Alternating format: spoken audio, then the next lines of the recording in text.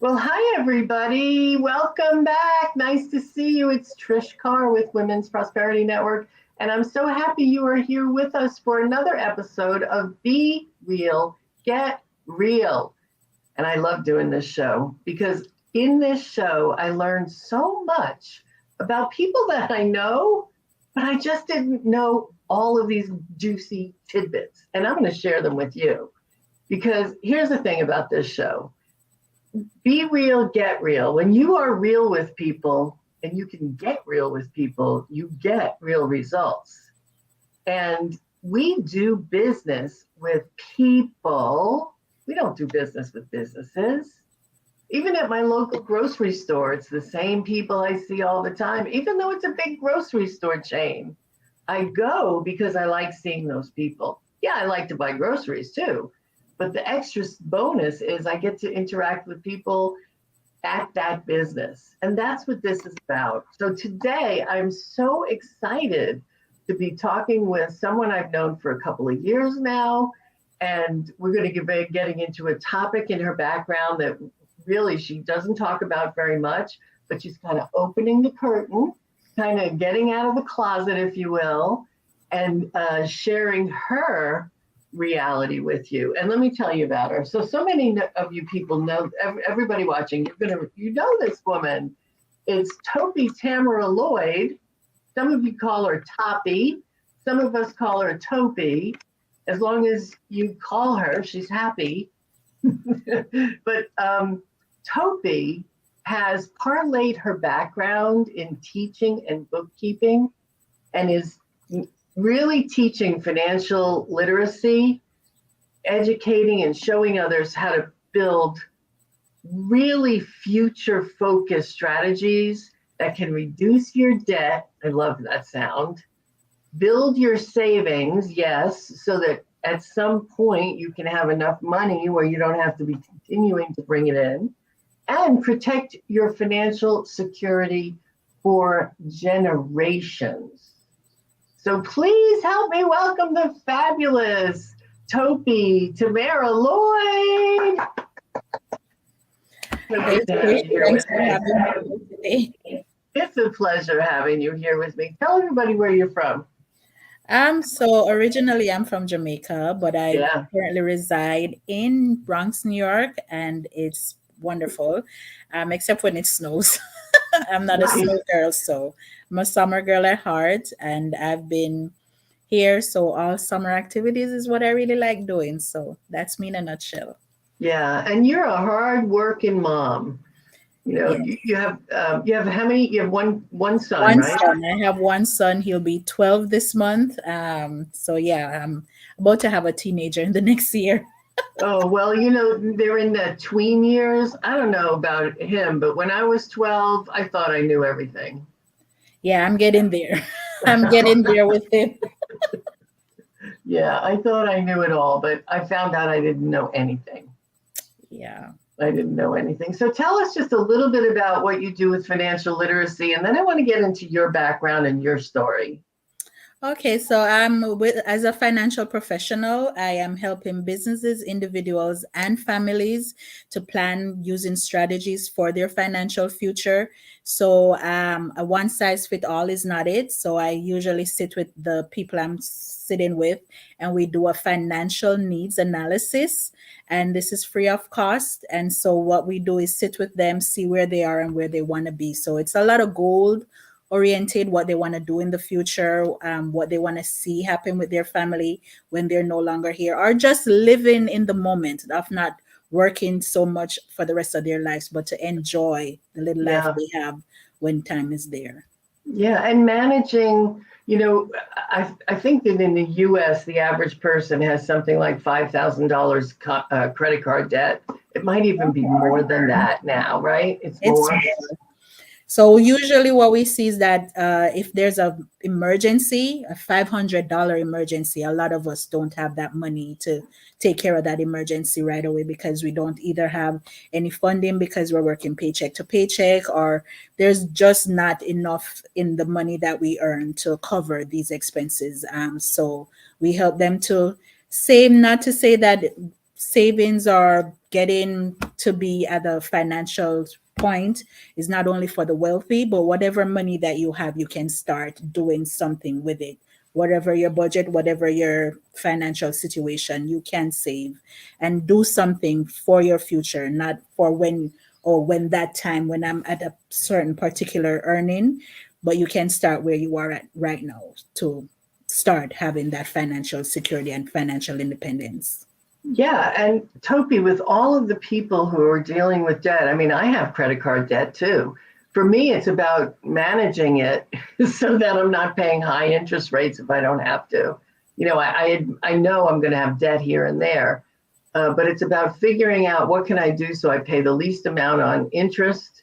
What can I do to pay it off as quickly as possible without hurting my pocketbook? And it's really frightening what you just said about the average family with a $500 emergency would be in a lot of trouble. Yes. So it's about really getting strategies to look forward and look at right now, right? Yeah. There's two things. So great. That's wonderful. That's really a wonderful thing. And how'd you get into this? When COVID happened, I lost my job. Actually, I lost two jobs within the space of a year. So when COVID happened and I was home, as with most parents with remote learning and all those things, I was like, okay, what will I do when I'm no longer having what's the word? That thing that the money you get when you're not working, unemployment. Yes, And unemployment. like when one employment runs out, what am I going to be doing? And so I started doing some research, and I found the Live Richer Academy, and I started doing some research, and I started trying to figure out how am I going to hold on to the little money that I have. And so I got really invested in it, and then I was like telling my mom, telling my siblings, telling everyone around me about how they could hold on to their money. And I found I liked it because with my teaching background, it just helped me, like this was another way of teaching, and so it was like really fun. But I found that I was gravitated towards bookkeeping. And so I was like, okay, maybe I should do bookkeeping. And so I started in that realm. And so there's a program online. I found the Free Mama Movement, and I started through there. And The Free Mama Movement. Yes, the Free Mama. So that's what she's called. And there's a group on online, Free Mama Movement. So I started there with bookkeeping. However, I was doing the bookkeeping, I liked it, but after a while I found that I don't think bookkeeping liked me that much. No. But I did found that I did enjoy teaching, that teaching aspect, the advisory part, and how to really get a scope in of where your numbers are and how to plan for your future and stuff like that. I enjoyed that part. And so a friend of mine introduced me to what I'm doing now. And so I found that, yeah, I like this a lot more because as business owners, as parents, I was like, once I had my son, like when I'm no longer here, what are stuff am I going to put in place to have him being taken care of financially? That's mostly where my thing was, finances, because yes, if I do pass and he does go to a family member or a friend or whoever, I don't want him to become a financial burden to that person. And so this, what I'm learning now, I wish I'd learned a lot longer and earlier, but it's never too late to learn something new. And so this has been now my passion. And so just helping everyone to see that you can start where you are, as I'd said earlier, and just figure out how you're going to plan for when you're no longer here. But a lot of us get consumed with protecting our kids and protecting when we're no longer here. But how about living a life of thriving and, financial freedom while we're here as well, and not only when we're no longer here, that it's providing for somebody in form of legacy. But so that's what we're helping them to do. And I find it joyful, and I find it helpful, and I find it gives the clients that we talk to so much peace, because a lot of them didn't know all these strategies that we sit with them and Mhm. tell them about before they sat with us. So just helping them get a little peace of mind is very helpful in that area. Yeah, yeah, and you made a good point. It's not just about planning for the future and making sure that you leave a legacy for your family. It's also the fact of let's make my right now. Oh, hi, that's your son. Hi, nice to see you. There's no school today. Yes, there's remote learning just because I Ah, don't know if you heard about the Canadian fire. oh So the yes, smog thing that's been happening there, we've been home for precautionary measures. So we've had remote learning yesterday and today. yes. In fact, I saw a video on YouTube about the terrible, like you can't leave the house in New York, especially. They're saying don't leave the house. If you go out, wear a mask because Yes, the fires have sent so much smoke your way. yes, it has. Yeah, so doesn't sound like a fun weekend. Hi, there you go. You'll be able to watch movies all weekend then, I guess, or Yes. work, or do whatever you do. Well, one of the things you said to me was that no matter what, you always feel like you have to work 150% all the time. And that comes from you having an illness when you were a child that affected your life. Yes. So when I was you guys call it here in America 20 months, but we say 1 year and 8 months. So when I was 1 year and 8 months, the polio epidemic happened in Jamaica, and I contracted it because I did not get my vaccination. And so I have lived a life of always feeling like people look at me and the first thing that they see. I mean, one of the things I did love about online is that people do not get to see that part of me, the first thing. And so they get to judge me by my character and get to know me as a person individually. But in real life, I'm judged like they see the wheelchair and it's just like I can't do anything. And to be honest, I've been doing a lot of stuff for myself all my life. It's just that I have to go up against these barriers that people see me through. And sometimes I feel like I know I can do anything. I do anything. I mean, I do any and everything. Shay, I do any and everything, but it's just that. I just feel like that's all they see. And so it limits, it's very challenging. I won't say it limits. I mean, there's a lot of stuff that I'm limited to doing, but there's a lot of stuff that I don't let it hamper me in any way. So, Topi, is it more that people say something to you, or do is it that you're concerned they think that you're not capable? Have people like said something to you to give you that feeling? They have said it. They have said it. They have not said it in so many words, but they have. I remember when I left college, I was so excited when I got my teaching degree in 2010. I went on all the interviews. I felt so good. I was good on paper, but the minute they saw me, it was a different story, and it got so disheartening. I felt so dejected and everything because I knew I was capable because I subbed for a few years before even going into getting my degree. And so I knew it wasn't something that was out of the way for me to do. But I went and they did all these things, and it was just hard. It was very hard. And so that's when a lot of things that I end up not going into the classroom because of that, because they've said it, and not only in the professional with circumstance, but also in my personal life. People have said it to me, and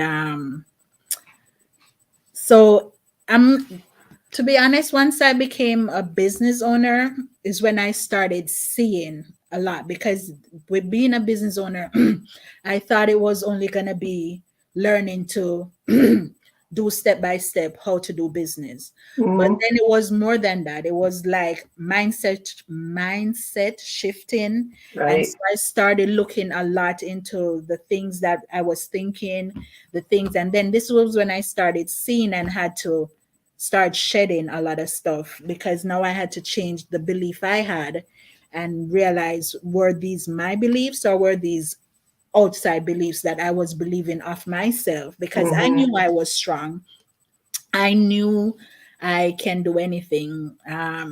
I think parenting has been my hardest challenge so far, because that comes with its own set of challenge. But being a disabled, a wheelchair mom has also been another challenge in itself. But I mean, I try not to let that stop me or let it impede the way I have my child um, interact with the world and what he can do. And I think for me too, I've seen where if I could see myself through my child's eye, I would be so much better. Because, case in point, when he draws me, he never draws the wheelchair. He draws me with legs. So it's just beautiful to see the way he sees me. And there he is in the background piping in. So That's it's good. it's just interesting the way he sees me, and so Yeah. it's giving me a new light on the way I should see myself, and that I'm capable not only of being in a wheelchair, but to be honest, I feel like for me, before I used to use a crutch to get around, but I was going to school, working, and doing all these stuff and using public transportation. So it became hard on my limbs and everything. So my doctor gave me the wheelchair. And to be honest, once I got the wheelchair, I got a new lease on life, because Yeah. before, walking was so limiting. I couldn't go to a lot of places, but once I got my chair, I was going to the US Open. I was going here, I was going there, and it was just so it's so good. So it's mostly just the people around that kind of put their thing on, and the way they interact with people that are disabled. That's so disheartening, because using public transportation in New York has been ooh. But I get through, and it's been like I get to where I need to go. So trains and buses are a bit tedious and challenging at times, but I get through and go where I need to go. But as I said, I feel like my wheelchair is just another extension of my freedom to do what I Yes, absolutely. Oh my gosh, you're able to go wherever you want, whenever you want. And thank goodness we have ADA legislation that makes sure that you can get around. So that's great. That is yes. great. And I'm sure it was, I can't imagine how challenging it was for you to see yourself as fully competent rather than reflecting what others were thinking of you, like your own self-image that you're talking about. How'd you get there? How'd you finally see yourself as who you are, the beautiful, fabulous, talented, skilled? How'd you get there from being a reflection of what others see in you?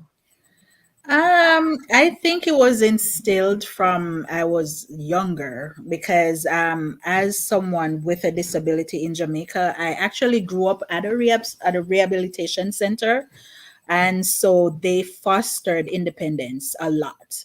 Mm-hmm. I mean, we didn't cook for ourselves, we didn't whatever, but they made sure our little area that we were was always clean. We were relegated to do our own laundry on every weekend.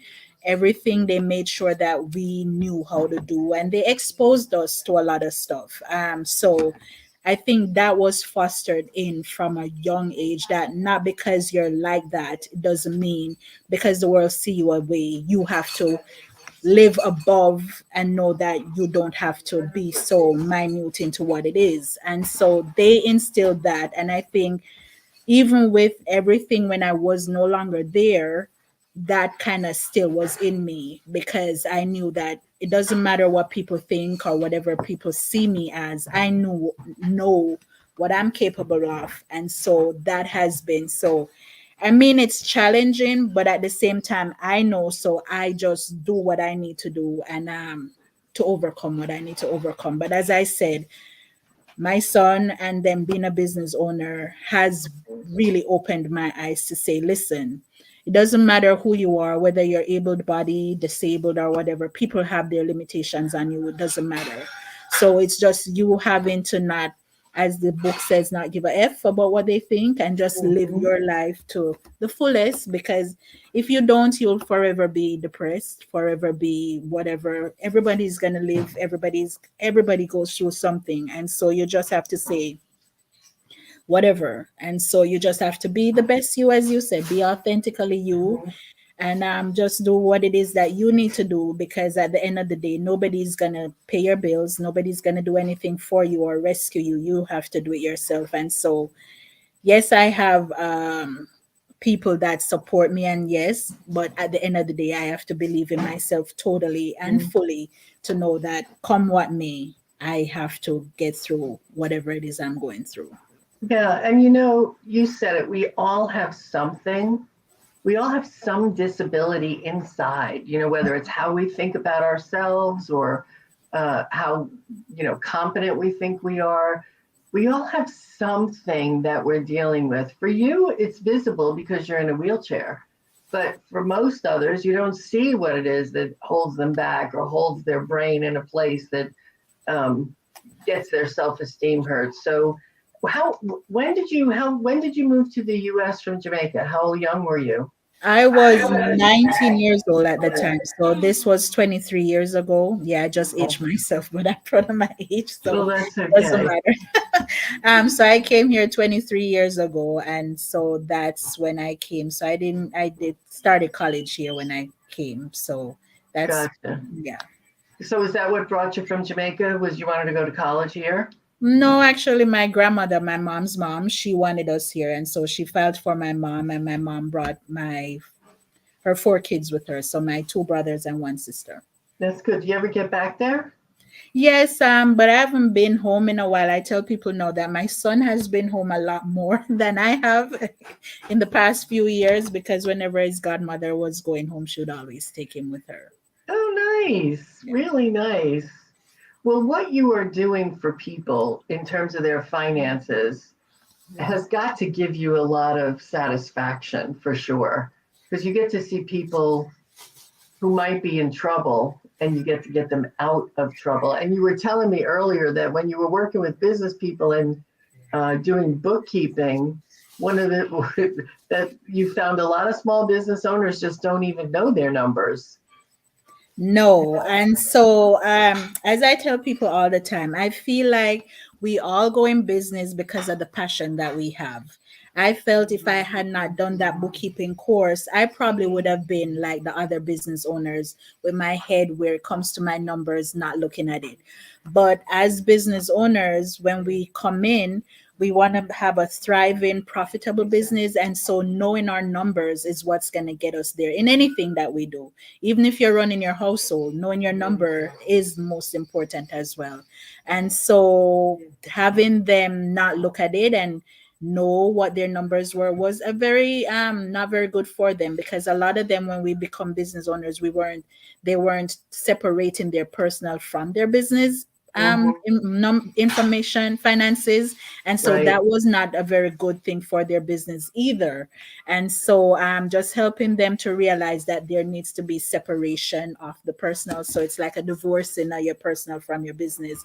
Having them do that, just a simple thing as that, was very important for them, because God forbid you were interested in selling your business or anything like that, you needed funding. People need to, those businesses need to see how your business is running, so that is your business profitable for them to invest in your business. So that was some of the things that I enjoyed having them see, and knowing that, listen, you have to do this because it's for the betterment of your business for the future, if you want to do long term longevity and so forth with your business. So it sounds like separating your business from your personal is one of the number one things you should do as a small business owner. And it's one of the biggest mistakes you see people make. Exactly. So, what do you tell people when they say, well, that's my living money? Should I pay myself, or how do I get it? So, what's in my bank account is going to pay my bills. So, let's say I put it in a separate bank account. Um, how do I do it? Do I pay myself? Like, what's Yes. the best So way? yes. So one of the things I was following as a bookkeeper is the profit first method.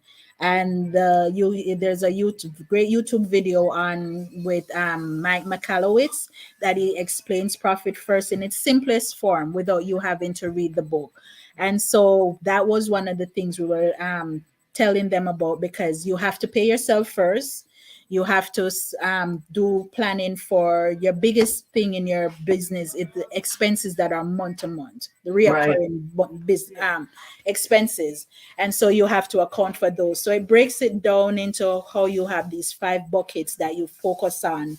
There can be more, but the main focus were the 5 main buckets. So the pay yourself, the expenses, if I remember them right now, pay yourself, expenses, put away money. So there's a money that you put away for taxes, Oh, because a yeah. lot of the times too, that's another thing, that you have a business but you don't pay your taxes. So that's a big no too. And then you So get a $20,000 tax bill in April. oh Yeah. wow. Yeah, so Well, those are the last things year for too. me, it was 12,009 something. But still, it's like, where am I going to get that? If you don't have the money in the bank to pay it, then you're in trouble with the IRS. Yeah, so that's what we teach. The profit first method teaches about putting these buckets away. So when the time comes, then you have it to do it. So the most Oh, important one is paying yourself, which a lot of us as business owners, we think that every money we get is just to invest in the business. But at that time we get very disconcerted, because then we're not seeing anything come to ourselves. It's just the business, the business, the business, and that's not why we went in business. And so that's one of the right. things it was important to teach. Right. Well, thank you so much for that. And I urge all of you who are with us today to go to Toppie's website, financialrevolution.com, and then just put in her name. And there'll be information there about the profit first. And I love that. I'm going to look that up on YouTube. If I just put in profit first on the search, it'll probably come up, because, Yes. what you're talking about is just basic stuff that we really, when we know, we can do better. And Yes. that's all it is the more you know, the better you can do. It's not like you're doing it wrong. It's not like you're being shamed because you didn't do it right. It's none of that. It's just learning and implementing as you go. So I love what you said about having the different buckets, and also not commingling your funds. Exactly. So important. So wonderful. Thank you so much. And Toppie, thank you so much for sharing about having a disability, and how you can deal with that. And for all of us, it's just about showing respect and knowing that that person whose legs might not work, that doesn't mean their brain doesn't work. Exactly. That, Exactly. We can all learn. We are never too old, never too young to learn from anyone. And so we are always learning. And so now, because people look a certain way, it doesn't mean that, as you said, something's wrong with their brain. But it's just giving people the opportunity to sit with each other. And I think that's one of the things networking shows, is that you network with people, you never know. Sometimes I think if we just get to know people, then that makes a big difference, because just to know them personally, because a lot of times, as you said in the beginning, people do business with people they know, like, and trust. And so that's one of the caveat of networking. And I still have a hard time networking a lot of times with people, but that is the main important part, is just networking, getting to know people, not just to do business with them, but to know them as, on the personal level, as individuals and as a person. So you can learn so much from anyone. Absolutely, 100%. And that's exactly why we do this show, is because Women's Prosperity Network is a community of amazing people, and we all have our stories and we all have our stuff. Yes. And when we know that, when we embrace that, when we connect with each other and we know we all have our stuff, it makes for, we're just people. When it all comes down to it, we're just people. So I urge all of you, become a member at Women's Prosperity Network. It's free. We're a community of amazing women like Toppie.